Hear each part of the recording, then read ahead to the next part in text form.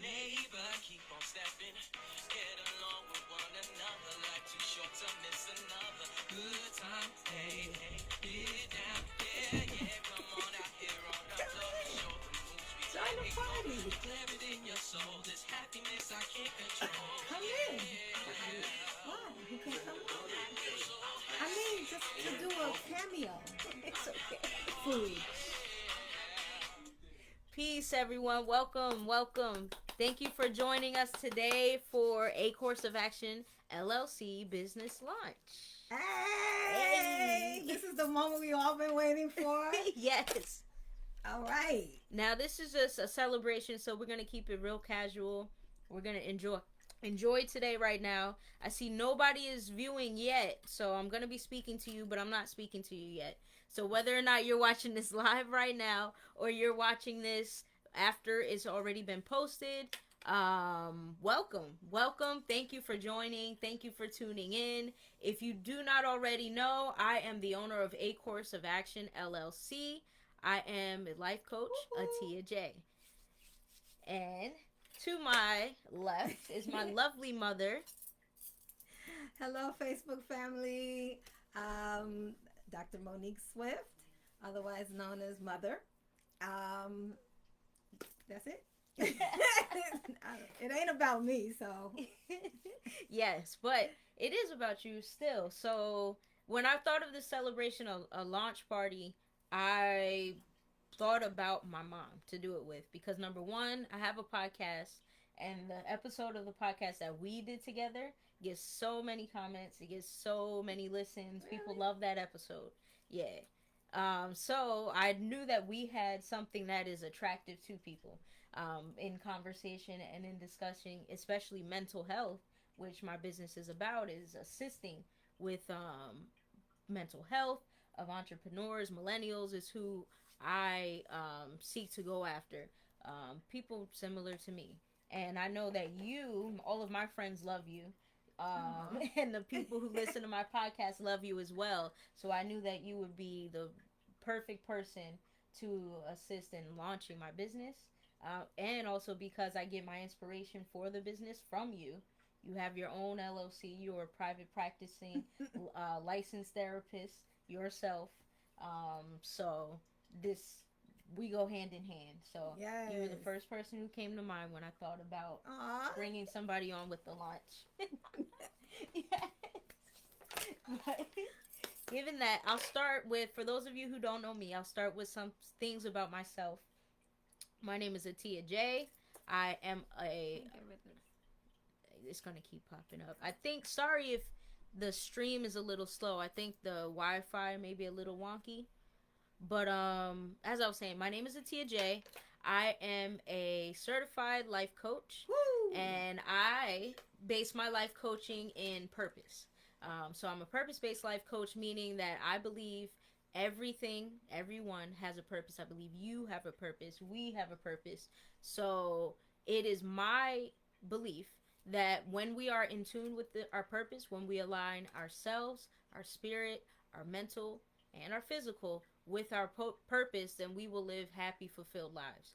And I believe that when we feel stuck, I believe that when we are angry, I believe that when we are not sure what to do or we're in a job that we hate, I think that that is due to a misalignment of our purpose, of our goals, of our dreams, and our actions. Yeah, so that's a bit about, that wasn't really about me. So about me, I am a 27-year-old wife, mom, business owner now, and I'm a former flight attendant. As us all, it did it to us all, but the pandemic kind of rocked my world, but in a positive way. So during the pandemic, I took that moment to kind of step back from work, go within myself. Soon I found out I was pregnant. So I, being pregnant and going within myself, it was a huge benefit through the pandemic, being able to kind of stay away from social, being more in tune. I'm an introvert, so I had a whole bunch of energy just being by myself, doing what I need to do, and it led to this path of creating my own business, which I always wanted to do, but did not think it could happen this soon. Before I was a flight attendant, I was what did I do? I've done a lot. in terms of jobs, but I've always been somebody who likes to help people, who likes to tutor people, mentor people. So I was a teacher fresh out of college, and that was something that my mom knows I wanted to do my entire life. I wanted to be a teacher. I did it From fresh out of 6 years old. college from 6 years old, right? Literally. And so I did that right after college. Didn't like it. I hated it. The profession I hated. I love being able to mentor students. I love my brothers and sisters, you know who you are, who I'm still in contact now, who were my high school students. I still mentor them today. When I am in contact with them, I'm still here for them whenever they need to speak to me if they have an issue. It's just within my soul, within my spirit, to always be a helping hand, a listening ear, and a mentor if need be to those around me who may need it. Yeah, so after teaching, I went into working with adults with autism, which was an awesome experience, because that's a population that many people don't really. If you don't have a family member who's on the autism spectrum, you don't really understand people who may be on autism spectrum, and you don't really interact with them. So it was actually a beautiful experience to be able to interact with adults my age and older, on the autism spectrum, and just to relate to them in their way, and to shift myself in order to kind of relate to somebody that I was not used to as well. So that was an awesome experience. Then I became a flight attendant because I always wanted to travel the world, and being a flight attendant, I was able to do that. Like I went to Asia. I went to South Korea for 2 days. The first time, that was my first time in Asia for 2 days, and that was just the benefit of being in a job. I was very privileged in that respect of being able to travel in that way. So as you can tell, I like to move. I like to be in the move. I like to take action. I like to place myself in a position where I think I need to be at the moment, even if that means quitting a job, even if that means moving to a different city. You know that. Yep. Even if that means I'm moving to a different home, I'm always on the move. And even with my family now, I have a bigger family other than myself. I do try to incorporate just that spirit of being free, that spirit of moving into my family. And luckily, I have a husband who caters to that spirit as well, and he enjoys that himself. So that was a lot of bit about me. Well, no, we this whole thing is about you and a course of action. So we're gonna have to continue in that flow. And you shared some of the background, and you talked about some of the different jobs, professions that you've engaged with, and so forth. Why this turn, and is it a turn? What led you to want to become a life coach? So I said it before, purpose is completely important to me.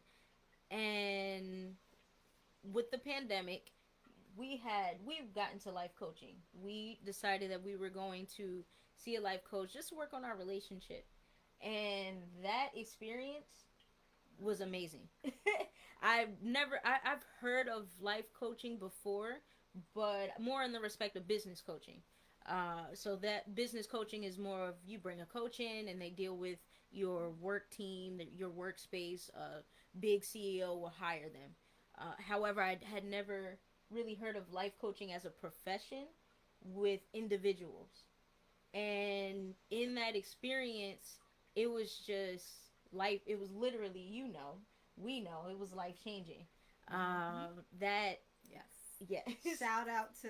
Can I make a shout out? Yeah, go ahead. Okay. Shout out to Michelle. Renee. Renee. Thank you. I don't call her all that. Shout out to Michelle Renee Consulting. Check her out. Definitely an awesome coach. But that experience changed my life, and I said, hold up. What I just experienced is that's the feeling I want to give to other people.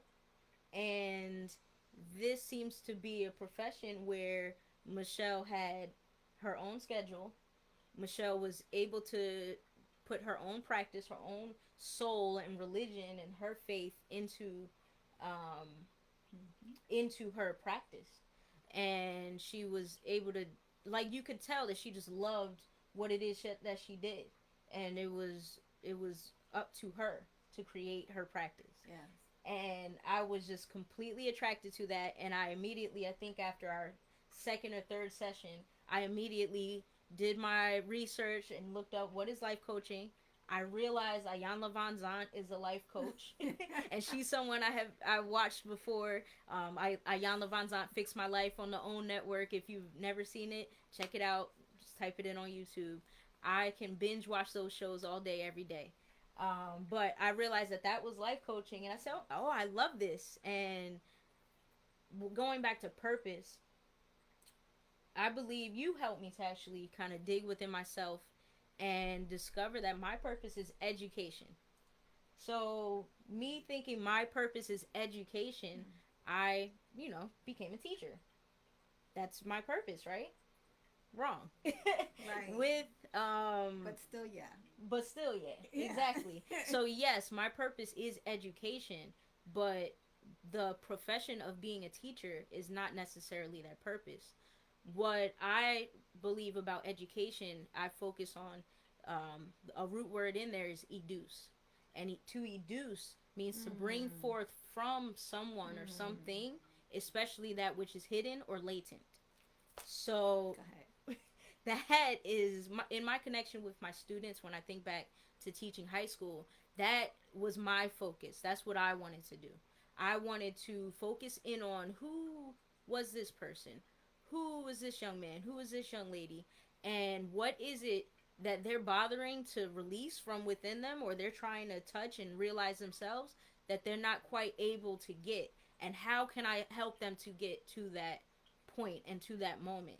And when I looked up life coaching, literally that's what life coaching is. Yeah. And I was like, why did I go through all of those professions? I don't regret anything. I'm happy I did. Like, flight attendant was great, teaching was great.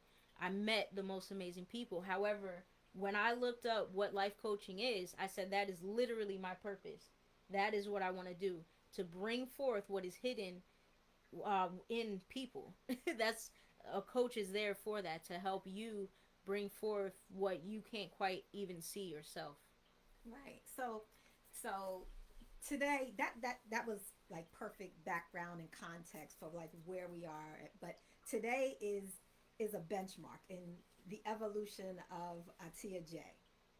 And today's a benchmark because today you're launching a course of action that will ultimately be the seed for other people to launch their course of action. But that's something I just threw in there because that's kind of how I conceptualize it. But anyway, tell us about a course of action. What is the inspiration behind a course of action? Because you're building an institution of learning, so to speak, as you just, in the sense of education, as you just broke it down.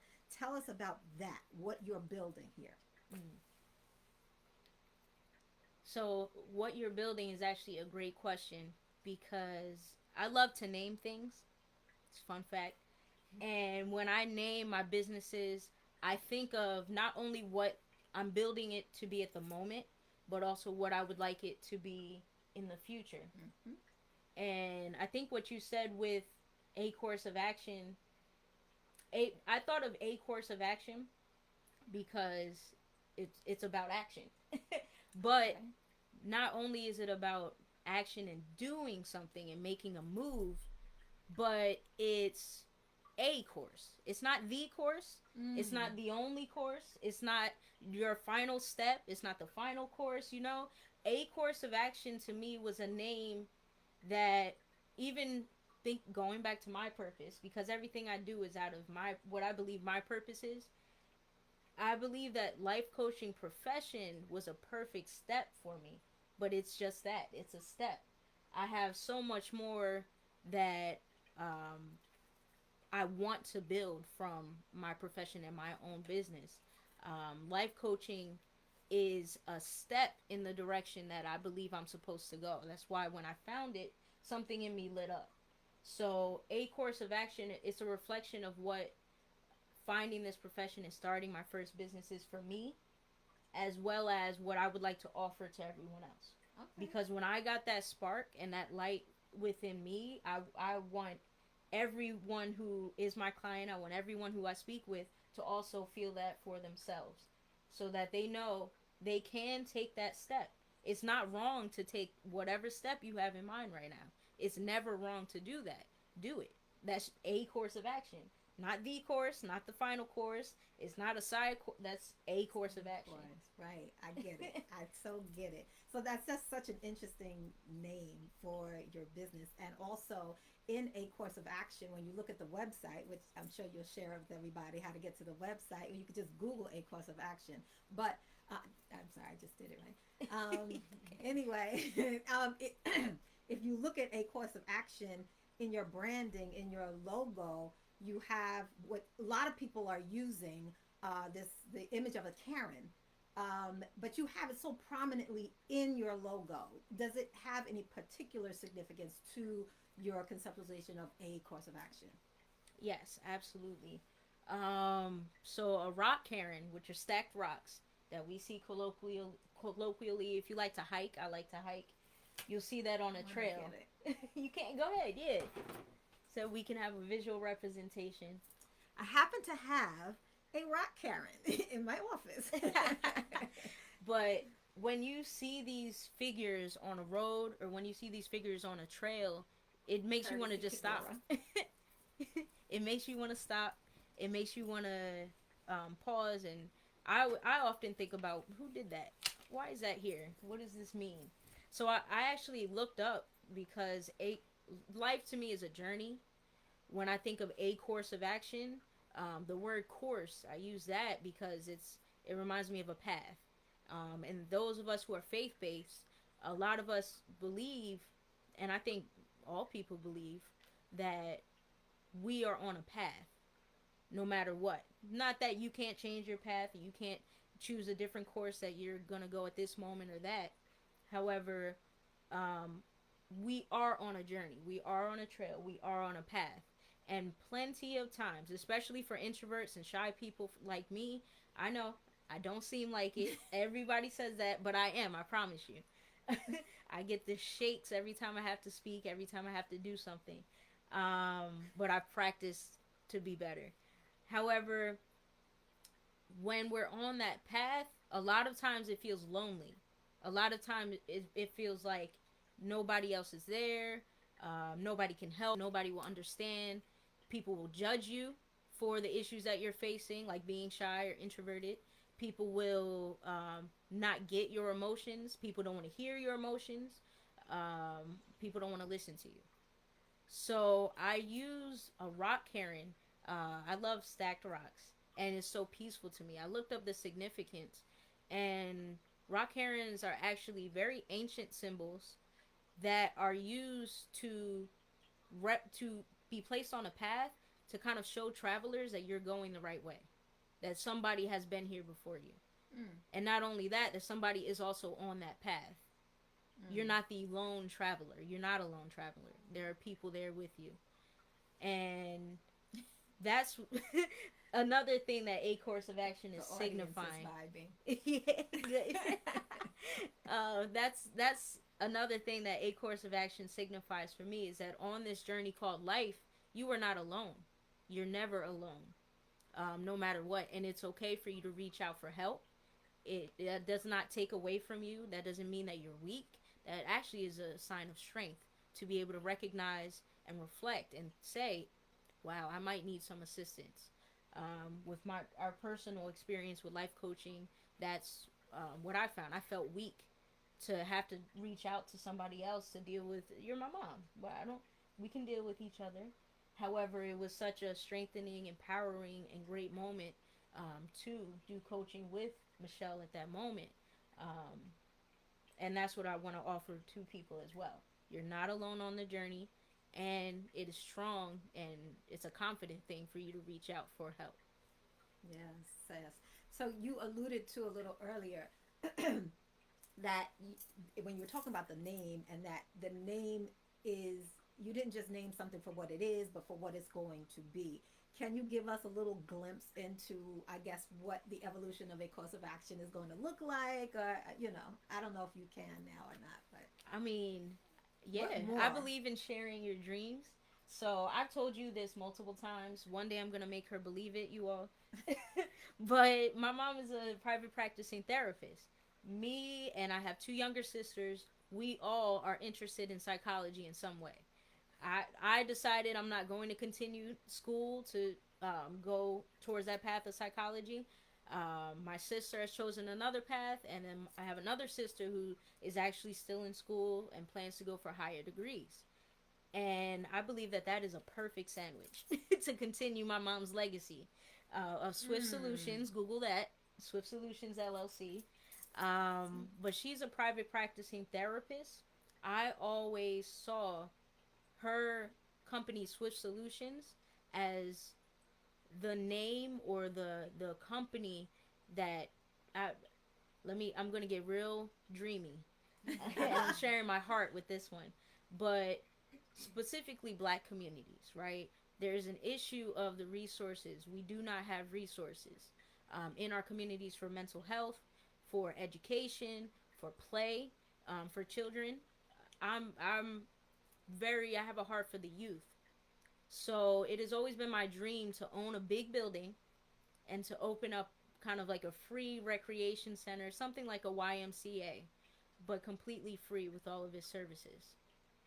I know people who are health practitioners. I know people who know nutrition. I know people who are psychologists.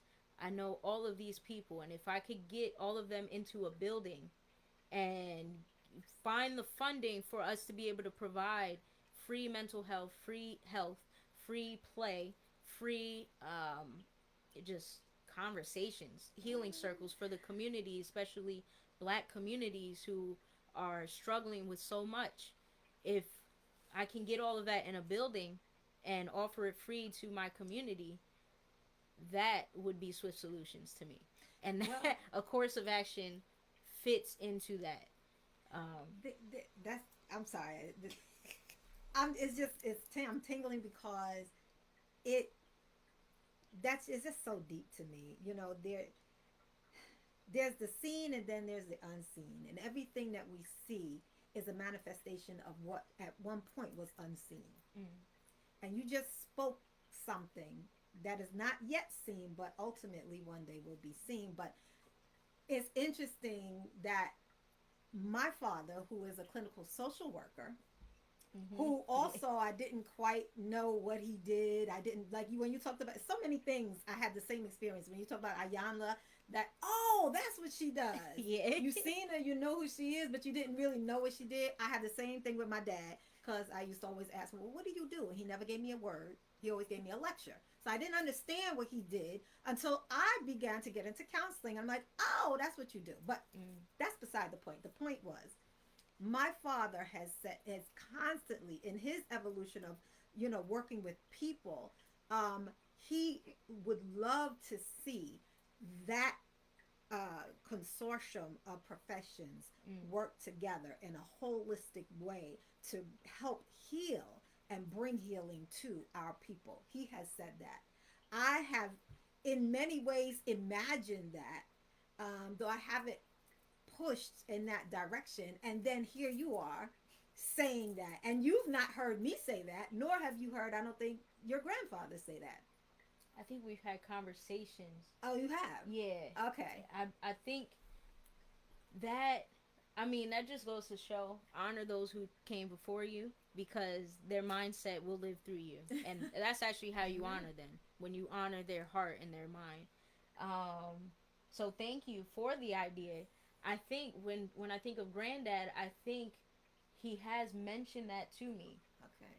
And I think, I've shared that I definitely want to do that. And I think conversations with him as well has inspired that goal of mine, to not only do something myself, but to create something within my community, to give back, and with those who also practice and may do something similar to me and have the same passion. So yeah, I do believe that mindset and that dream I have is just, how they say, I don't know if it's a Bible verse or what, but the answers to our prayers come in the form of our children. That's the teachings of Minister Louis Farrakhan. Okay, yes. So the answers to our prayers come through the womb of a woman, from Minister Farrakhan, and that, you just showed me that right now. And from an African perspective, one would understand that that's our ancestors whispering in our ears, Exactly. manifesting what has been building up way before you probably were even a thought. Exactly. You were being brought to this point, but I agree, and that's purpose. that's You know what I purpose. mean? That's purpose. Purpose is our choice, but purpose is also our environment. Purpose is perfectly crafted for us. When you find your purpose, you can't deny it because it's that light, that fire that I felt when I found life coaching, and it goes deep. You taught me growing up. You taught me about purpose, but you also taught me to deepen my purpose. That it's not just a surface level. I want to be a teacher. But what does that Right. mean? Why do you want to be a teacher? What does teaching do for other people? How does that help others? How would you like to teach? You know, that was always something that you helped to deepen. So I appreciate you and thank you for that because it's led to a course of action. Amen. Ashe. So, let's dig in here. So we've been talking about all the context. Um, let's talk about coaching. Now, you kind of, defined what it is, but tell us about coaching. What is it from a practical sense? What does it look like? What is the process? And how does it differ from therapy? Mm, great question. So, coaching as a process, typically it depends on what you would like to set up with your coach. As you've seen with us, we would have coaching sessions for 3 hours. Yeah. Thank you, Michelle. God bless you, Michelle. Yes. But I've had similar with some of my clients. Coaching is typically an hour that you sit with a coach and the client, and the client comes with a goal that they have for the session, whether it be in relationships, whether it be in their career, whether it be in their business, whatever it may be, health. Um, they come in with a goal, and the coach helps the client to craft a goal that is attainable in that 1 hour. Hmm. So when you consult, right? If you want to book a consultation today, when you consult with a coach, you discuss what your overall goal may be, and as you go through session to session, you're knocking off smaller goals, you're taking action to complete that overall big goal by the time you're done with the coach. So a coaching relationship, it just gets deeper and deeper. It can last for a year. It can last for a couple weeks for those who don't want a deep one. It can last for 10 years. It can last for 10 years, as I'm sure with therapy that can happen. But it just depends on the relationship that you create with the coach and what your goals are, and whether or not you need and can continue assistance in that. However, when it comes to coaching, it's very goal oriented. So you come in with the goal for that day, we focus in on that goal, and our overall sessions will match it into your overall overarching goal, how it fits and how it's moving you forward in life Okay. in the way you want it. So now a lot of that sounds very similar to what I do. Where are the fine differences? Yes. So a lot of it, I would say, I know that therapists do coaching as well. I do coaching, yes. A coach cannot do therapy. Okay. Why? Because therapy is a treatment, as you know. And you can speak more about it, but I actually would like to see a therapist, and therapy and coaching go hand in hand. I would say so. Yes. Mm-hmm. But therapy is a treatment. So these are professionally trained people who can treat mental illness, who can treat trauma, who can treat um, loads of different stuff.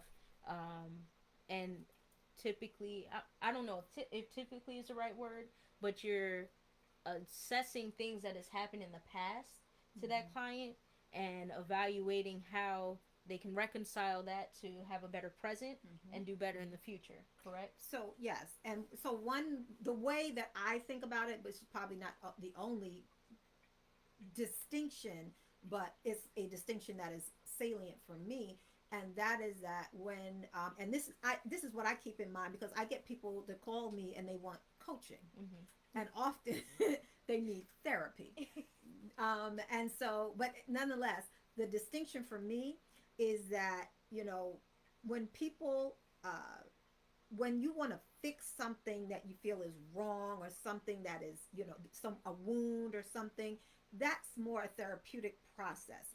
If you want to, you're where you are and everything is okay, not perfect, because how many of us are perfect, right? But things are okay. I'm not looking to fix anything, but I want to improve and elevate in some particular way. I want to grow. I want to evolve myself in some way. And it might even be that, I want to evolve myself, but I feel inhibited in some ways. So, there's in that there might be something I want to tweak and fix, and coaching can help to do that. But if you're looking at wounds, you're looking at injury, you're looking at, I hate dysfunction, those things of that nature, that's more of a therapy type of thing.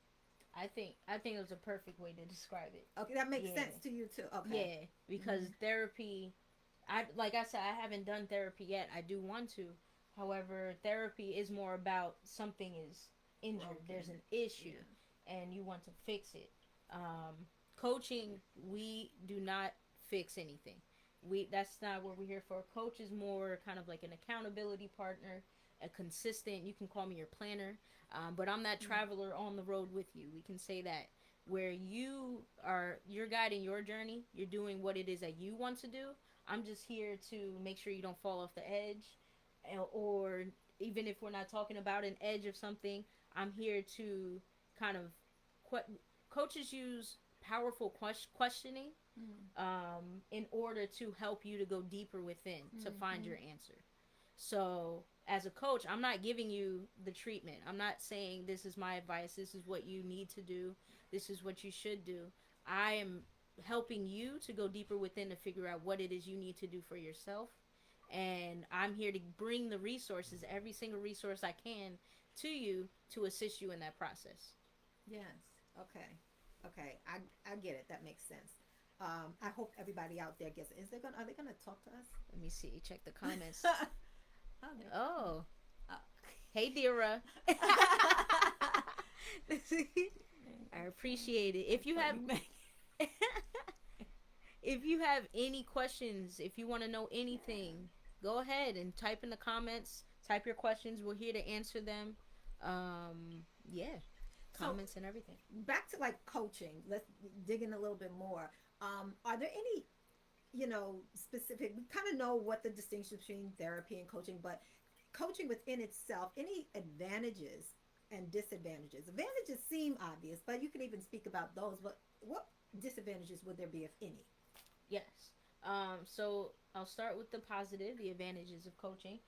Advantages are that a course of action. If you want something, you kind of know what you want, you're just not sure how to get there. Coaching is going to get you there quickly. I would say disadvantages of coaching is that if you have a trauma, if you have something that is in pain, kind of in your heart, it can be affected, but that's not the focus of coaching. The focus of coaching is for you to set a goal and for me to assist you in accomplishing that goal. So it's not about kind of going back and healing anything. It's not about kind of focusing on... It's not focusing on trying to heal something. I would say that's the biggest disadvantage. It's more about seeing something and trying to meet that goal or trying to overcome that boundary. So there's a sense of awareness that you do have to have when you come into coaching in order for it to be very beneficial to you. Where that does not mean that in the process of coaching something will not get healed. That doesn't mean in the process of coaching that you won't realize something. And that doesn't mean that if you are a client of Swiss Solutions and a client of A Course of Action, that you're not getting a benefit from both coaching and therapy in that moment. And I just want to say that our work with Michelle Renee was highly therapeutic. To your point. Yeah. I would say so too. It's not a therapy, so we're not there to heal something. However, it was definitely therapeutic because we realized some things that we never knew about each other. I realized some things that I never knew about myself, and doing that was very healing. So it's like the insight that you get through coaching it depends on what you do with it. That's the thing. So I would say that the disadvantages of coaching is you're not going to get somebody to tell you what to do. You're not going to get somebody to tell you that this insight was what you needed in order to move forward. That's not my job. That's not what I'm here for. I'm here to help you find those insights, and I'm going to help you to reflect on what those insights mean to you. But I'm not going to tell you that those insights are the key to unlocking your door. And some people do need that. I know that in some aspects of my life, I do need that. So some aspects I would need I know what I want a therapist for, and I know what I want to go back to Michelle Renee for, with coaching. So there's that kind of advantage and disadvantage and differences. So in terms of disadvantage, what I understood you as saying is that, so if you're out there and you say, I think I'm going to go seek coaching, because I'm looking for a crutch. I'm looking for somebody to direct me. I'm looking for somebody to teach me. You're not going to get what you want. That's not really what coaching is about. I got it. I will refer you to Swift Solutions. And I will tell you the same thing, because you're not going to lean on me either. I see myself really, my therapeutic process, there's a clinical aspect of it, but in terms of the change, the way I envision helping people to change, I don't do it for you. You do it for yourself. And I'm on the sideline of that too. So I see that, part of it very much like coaching. So I get that. But in terms of disadvantages, that makes a lot of sense. And so in the field of mental health, there, particularly in the Black community, and that's becoming a fallacy, I just want to add, is very much becoming a fallacy, the idea of stigma. So we've been singing that song about stigma when it comes to mental health for a long time. And Black people are knocking down doors today to get into therapy. So let's not, we have to change that narrative. But there's still some stigma out there. And there are also still very many, many, many barriers to us being able to get the care and the services that we need. So when it comes to coaching, do you feel that? Did you talk about that in your, coaching courses? Do you see that in your, Great is question. that stigma there in the same way as it is for therapy? So I'll speak in general, and then I'll come back to the Black community. When it comes to coaching, I don't think there's a stigma. I think the stigma with coaching is that it's all about business, because coaching kind of got its start. Its history is within CEOs hiring a coach to help their employees to do better or to make better sales, things like that. People don't realize it's for them personally too. Exactly. So I would say that is there, but there's a lot more access to what life coaching is now. So people are beginning to see differently. There is that stigma. Ayala helped a lot, I think. She definitely did, show. because she, like I said, I didn't know that she was a life coach. But she says that. She says, I'm a life coach, I'm a spiritual healer, all of that. But she definitely opens the door for it. But I'm speaking more in general, because I don't think she's very known outside of Black people. Yeah, I don't think she is at all. Oprah. Yeah, no, I got you. But I mean, in terms of like healing, life coaching, I got you. Yeah, I don't think she's really known that much, because I brought her up in class, because she's my Ariana Van Zant is that's who I want to be, like, for real. But but she.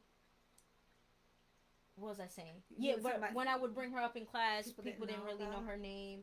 I was in an international school, so bringing that back to our community and the stigma of life coaching, I'm not sure our community really is in touch with what life coaches are, because it's introduced in this fad as Ayanla Fix My Life on the show, which she is no longer on that show herself, because she didn't like the fad that was behind it. It was more about the producing rather than the actual healing, which is what she was there for. So that's how it's introduced to Black people. There were no other Black coaches that I've seen in my international class. I'm not sure that we know about it in terms of self-healing. And a lot of times as well, it comes from the church. So coaching will come from the church. Somebody's trained through that. So you find a coach through your church. A lot of times on Instagram, there are people who call themselves life coaches, or they call themselves fitness coaches. That's life coaching. A lot of times they're not certified. If they don't say certified, they're probably not. And those are people who just, no disrespect to them, they have a thing that they're able to do. They have a talent, they have a gift, and they share it. However, that's not life coaching. There's a specific way that you're trained to assist people with questions, to assist people with communication, to help them and assist them to go deeper. And I'm not sure that the Black community specifically is very in touch with that, because we kind of get it to us in this fad way. Yeah. Interesting. So when I first started my practice, I remember writing this. I don't remember why I was writing it, but I remember writing that I wanted to build a practice that honored my strengths and my weaknesses. And we often just focus on the strengths and, you know, what we do well. But it's important for people like us, people who work with people who are healers, to be able to know what our limits are, what we do and do well, and what we really don't do well. You have to know both, because you're going to get a whole lot of people that will come and sit in your chair, and you have to be able to, you know, honor them to the point of being able to say, I don't think I'm the right fit for you. Yes. Or come on in, I got you. Let's do this. And so I wanted to build a practice that honored my strengths and my weaknesses. But when I started my practice, I mean, I had somewhat of a sense of that. But yet at the same time, I realized that is something that evolved over time. My awareness, and I guess that's because I was evolving as well.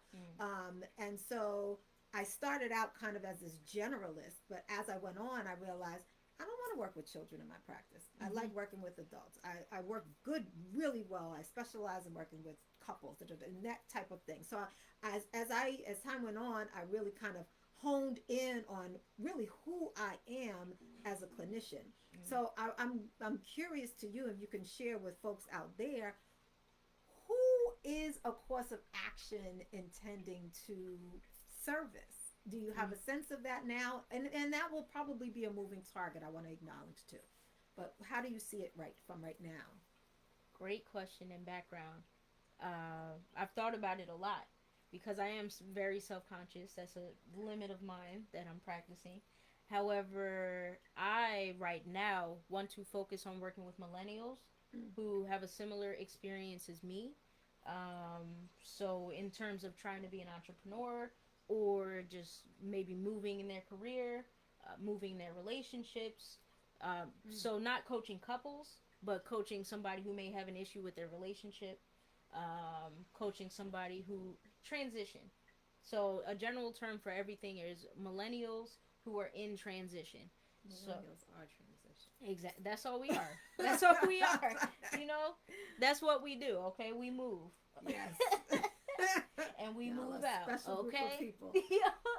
But yeah, so I definitely I noticed that transition and change, right, causes a lot of stress for people my age. It's never really been a stressor for me, in terms of, like, of course when I'm moving a home, it's stressful to pack. However, in terms of deciding to quit my job, in terms of I'm going to move to another state, or I want to go to another state, even in terms of I'm going to go on this trip today, that has never really been so we are going on a trip. But that has never really been a point of stress for me, and that's more due to, you know, my background and our background. No, that's due to my background. I went to 10 different schools. You know that, right? 10 different schools. This is the trauma. This is the trauma. But I say this is I know that kind of took away from me, but I think it added a lot more, because I'm able to talk to anybody. I'm able to kind of blend with a lot of different cultures. I'm able to go to any city and feel comfortable not being comfortable. Um, I'm able to just, I take in from people before I give, which allows me to create better relationships with others. Mm. So I want to work with millennials who may have issues with what I'm proficient at. Okay. That's my focus, just transitions. And yeah, that moment of change. It shouldn't, in my perspective, change should not be stressful at all. So I want to assist people in kind of de-stressing when they're focused and they're faced with change. Does you, yeah, I don't know if you have an idea about this or not. Atiya J, as a coach, is there a social component to that? Because I'm realizing now more that in my therapeutic process, and most particularly as I learn more about kind of our trauma, our collective trauma, and the healing from an African centered perspective. That healing that needs to happen does need to happen on a collective level too, which pulls me into the social scene, social justice, and maybe group forms of healing, like protests, for example. I'm not big on protesting per se, but that's just as an example. That is very therapeutic when you get injured, to be able to stand up and say, ouch, that hurt, this can't happen again. There's a therapeutic aspect of that, and that's why we're seeing people do this. And so more and more, I'm seeing a need to step out of the therapy room, is what I call it. Step out of the therapy room and engage on a social level for social change, because that's part of the healing process as well. And I'm just curious if you can connect with that, or do you see that space in your conceptualization of Atiya J coaching? We go on the same wave. Okay. I talked about the long-term dream, but here's a goal of mine, is to actually, with as I am certified to be able to coach groups, and I would like to coach groups specifically in the Black community, in our communities. I'm thinking that would maybe even be something more with youth. Not too young, 18, 21, around there. But that, I created a Facebook group for my clients. Once I do get clients, or anybody who would like to assist, it's an accountability group. So I have that goal of kind of bringing it in person, but I know right now we're still going through a pandemic, and there are, limitations as to how I can even get around having a new child and all. So I wanted to start with an online group. It's a accountability group that's attached to my Facebook page for a course of action. And in there, I want millennials my age, and let's 21 through 35, let's say, and there's no age limit. I'm just throwing out ages. Don't feel left out. but It's for everybody. it's for everyone, as long as you can use Facebook. But in that accountability group, I kind of wanted people to be able to post their ideas, to post their goals, and have that group as a place to get encouragement, to get reminders of what to do, and to get other people who also have similar goals and who also need reminders and encouragement. So I wanted to start there online with the accountability group, which it's going to take me a bit, but I do want to get kind of up and running and more involvement in. And that would kind of be the precursor to my actual in-person group, where we can coach on different topics that affect specific communities. I love that. I could so see the vision coming clearer and clearer as we're talking. So I'm looking at time too, and I know we have to wind down, but before we go, I would like to hear you talk a little bit about, we've been kind of focusing on the personal coaching and people getting, dealing with their personal pursuits. Talk to us a little bit about coaching in the entrepreneurial world. What does that look like? Is that in your repertoire of pursuits as well? Yes. So I am certified for business coaching, of course. That's where it comes from.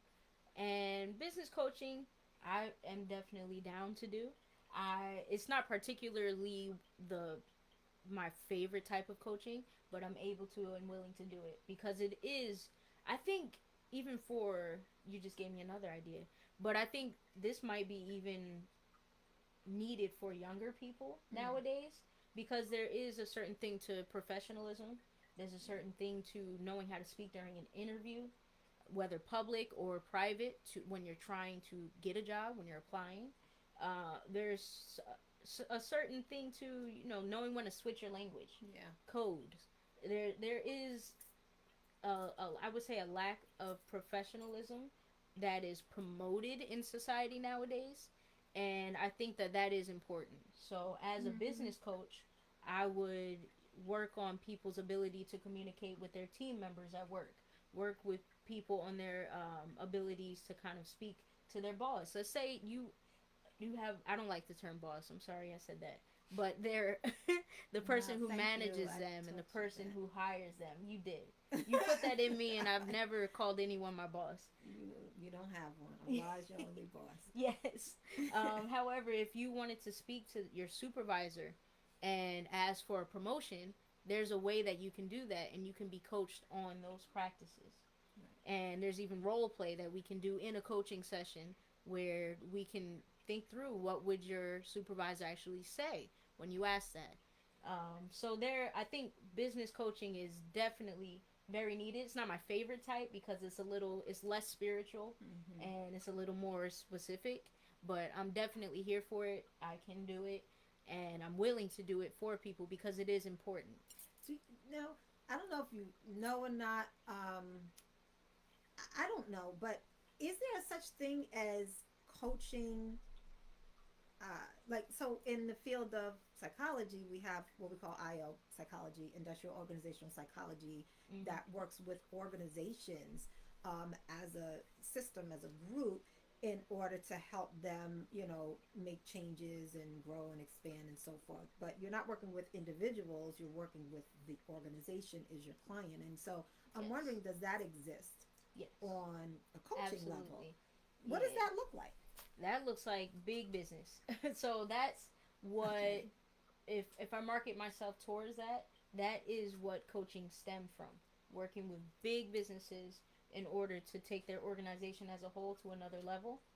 So it can look like a few things. What it can look like is a CEO hiring me to work with a specific person. Let's say they're a manager of a team of people. So I would work with that manager to assist them in improving their skills. Or I could work with a team of people. Let's say there's an action team in somebody's company. Let's say Verizon has an action team. Their goal is to make more sales. I could be hired to work with that team to assist them in being more proficient in making those sales.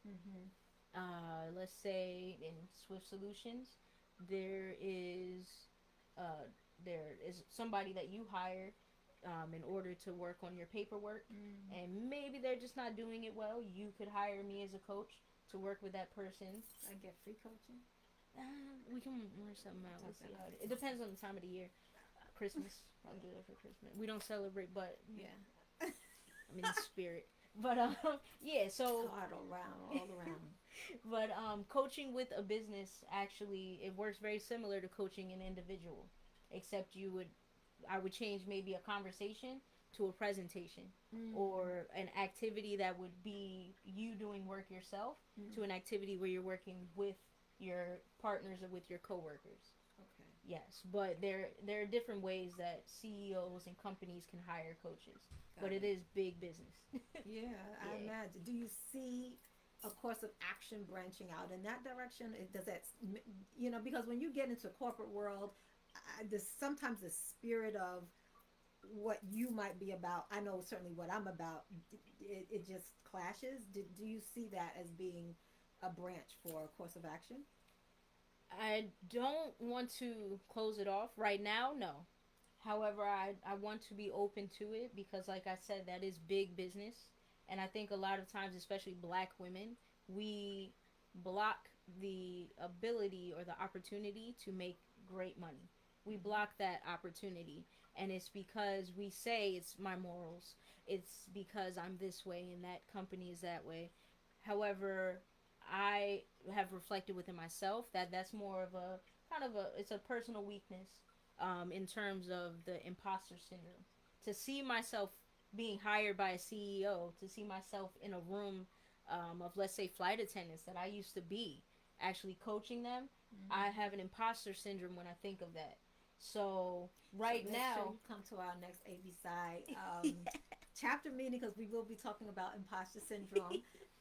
If you don't know what it is check out njabsci.org or njabsci on Facebook. We're going to talk about imposter syndrome, because that's it's a something great one. that many of us, particularly Black people, because we are socialized to believe we are not entitled to Mm. and we don't belong. Yes. And so when we get behind that line on the other side of the line, we're like, why am I here? Yes. I don't belong here. I shouldn't be here. I don't deserve to be Get here. physically uncomfortable. Yes. Yeah.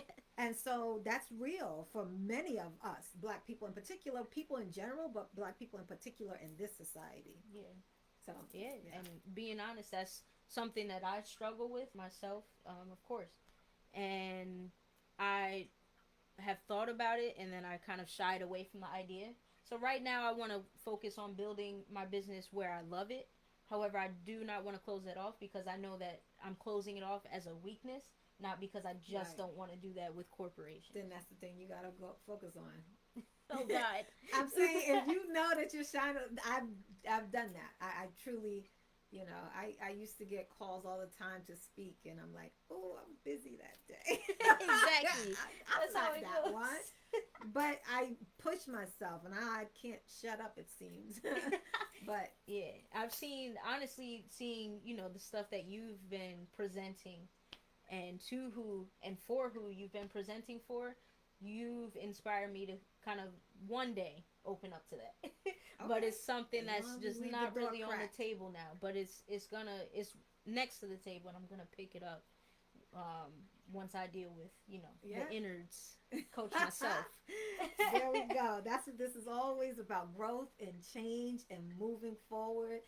This is wonderful. I love this. And so, um, I'm pretty much done with my questions. I hope that the audience has got a good dose of what a course of action is bringing forward.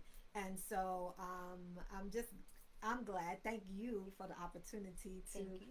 be in front of your audience with you and do this. This is very meaningful to me.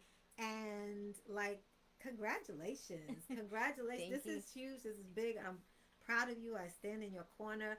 Tell everybody about what, how they can find the website and all those packages. You got to check out those packages that she has arranged for you. Just tell them what they need to do.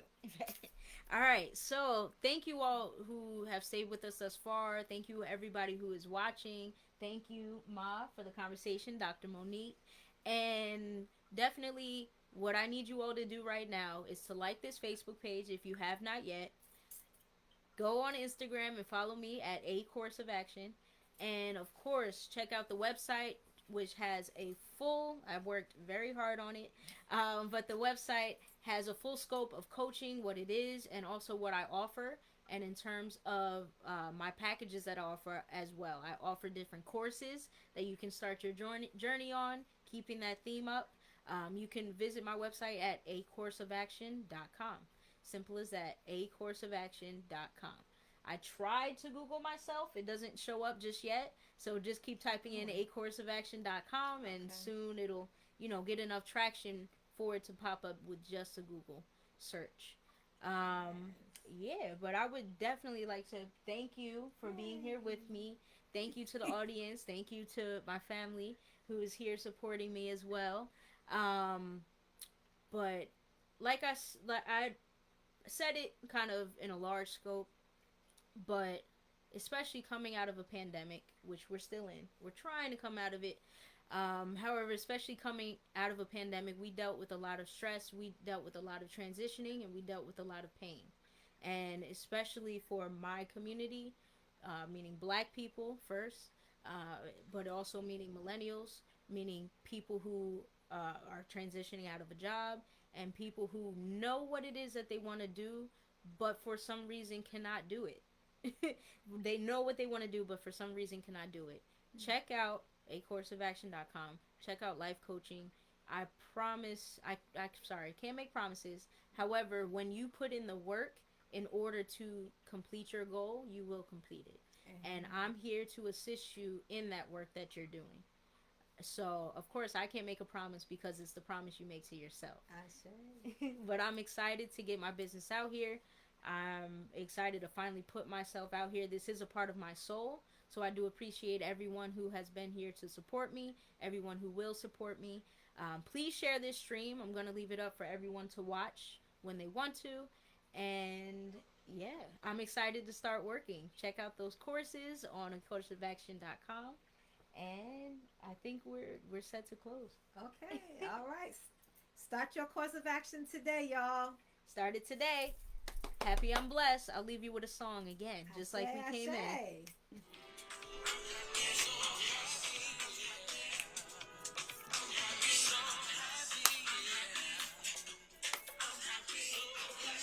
Come on.